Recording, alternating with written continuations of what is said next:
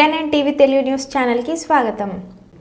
పెద్దగంట్యాడలోని పలు క్రీడా మైదానాలను అభివృద్ధి పనులను వీక్షించడానికి వచ్చిన రాష్ట్ర అధ్యక్షులు పల్ల శ్రీనివాస్ జీవీఎంసీ అధికారులు 65, 75, 76, 64, 73 వార్డులలో క్రీడా ప్రాంగణాలను పనులు ఎలా జరుగుతున్నాయి అని పరిశీలించారు. ఈ సందర్భంగా రాష్ట్ర అధ్యక్షులు మాట్లాడుతూ క్రీడాకారులకు కావాల్సిన మెరుగైన సౌకర్యాలు కల్పించడానికి వాకింగ్ ట్రాక్ అలాగే జిమ్మిక్మెంట్లు పరికరాలను సంబంధించిన పునరుద్ధరణ పనులను త్వరితగతిన చేసే విధంగా చర్యలు చేపట్టాలని ఈ సందర్భంగా కమిషనర్లకు ఆదేశించడం జరిగింది.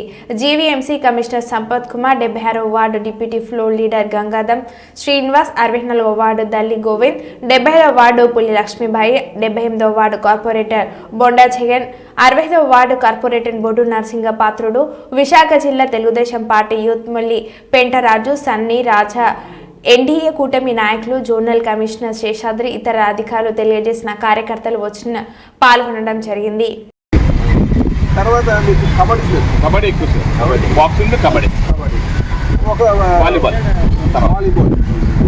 మన దేవుడు వాలీబాల్